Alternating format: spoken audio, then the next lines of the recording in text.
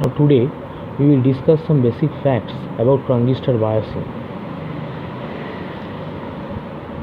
A transistor basically operates in these three regions, namely the active region, the saturation region and the cutoff region. In the active region, the collector current and the base current, the collector current IC and the base current IB are related in this way, that is IC is equal to beta times the base current. Here beta is the current amplification factor. A transistor operating in the active region therefore obeys this equation.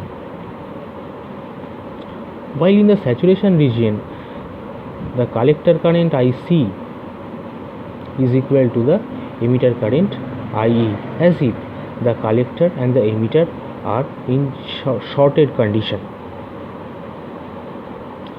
In the cutoff region, IC, the collector current, the emitter current as well as the base current, all three are equal to 0. That is, the transistor is in non-working condition. Now let us discuss the concept of load line and the Q point.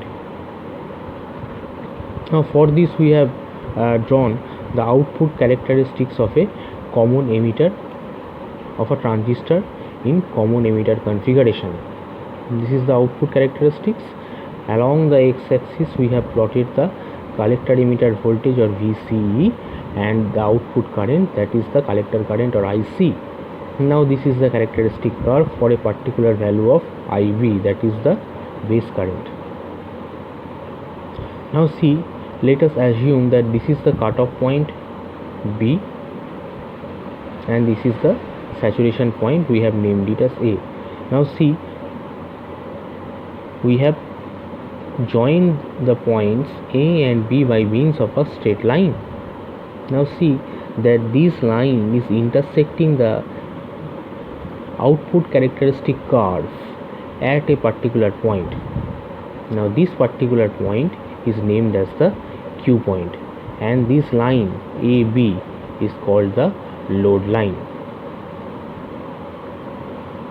In our next video we will discuss in detail how to obtain this particular saturation points and the cutoff point. Thank you.